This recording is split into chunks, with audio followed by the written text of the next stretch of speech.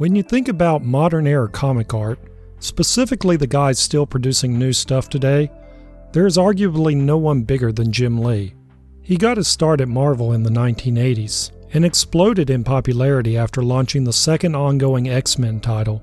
Lee then founded Wildstorm Studios for Image in 1992 and sold that to DC Comics 6 years later. He split time after that between Wildstorm and the parent company, before being named DC's co-publisher in 2010.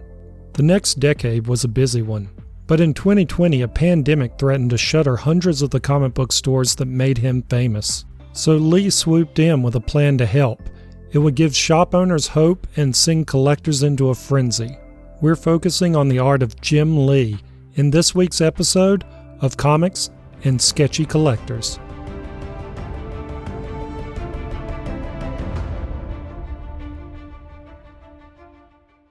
The new editorial role left little time for ongoing monthly comic work, so his creative output from that point on was limited mostly to covers. Jim Lee art commanded high prices before, but with so little new art coming out now, prices for his originals took off.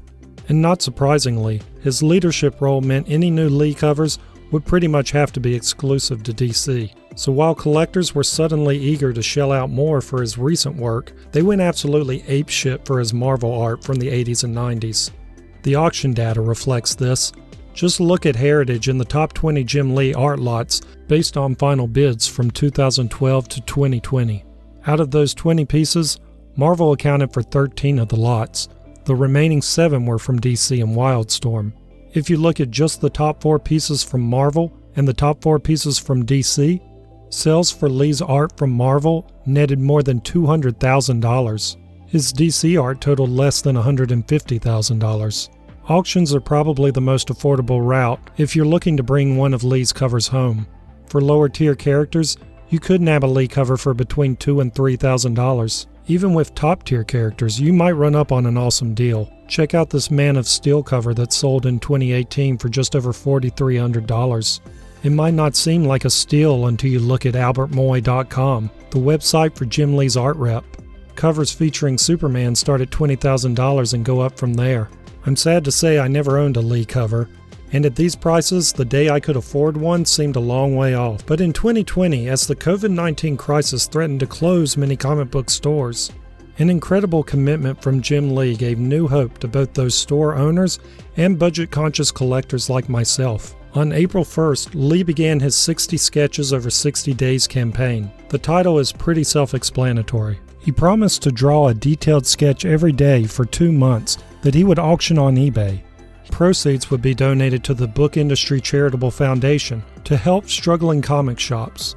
Lee said he would only sketch DC characters, and the winning bidder for each piece was allowed to pick the next hero or villain he drew.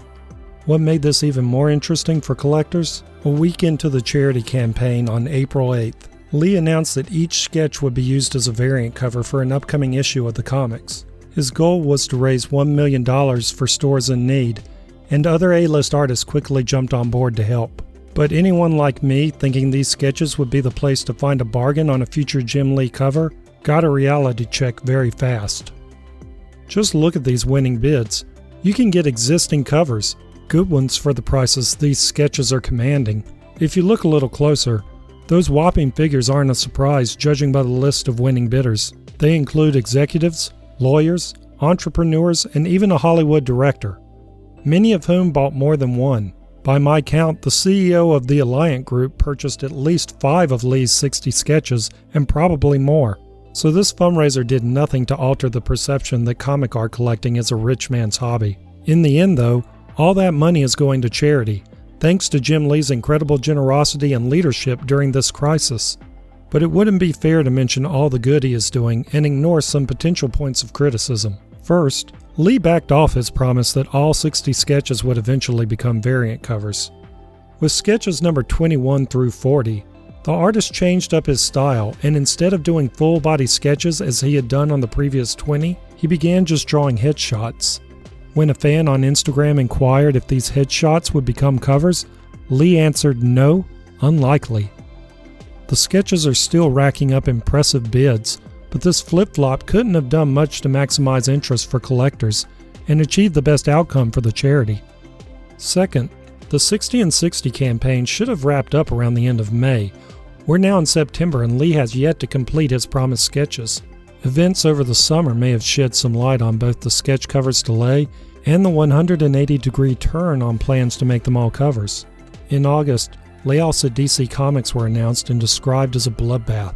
Editor-in-chief Bob Harris was let go, along with other prominent executives and editors. Lee survived the cuts and was placed front and center to quell rumors in the media. Rumors that DC was moving away from actually printing comics and focusing on digital publishing instead. He was also a featured personality on the DC Fandom virtual convention about a week later. He trumpeted the bright future ahead of DC as many of its employees were still clearing out their desk. Looking at the people that were promoted and the ones shown the door, it does appear DC is moving away from floppy comics to go all in on digital. And plenty of insiders suspect Marvel will be watching DC closely before they embark on a similar reset.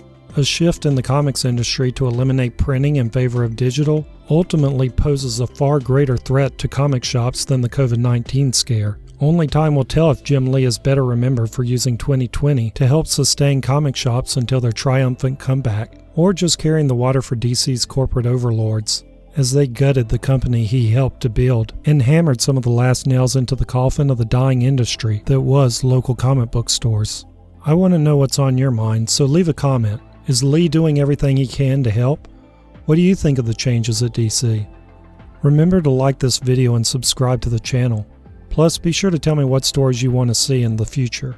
As always, don't break the bank, but remember, you can't take it with you, so have fun collecting.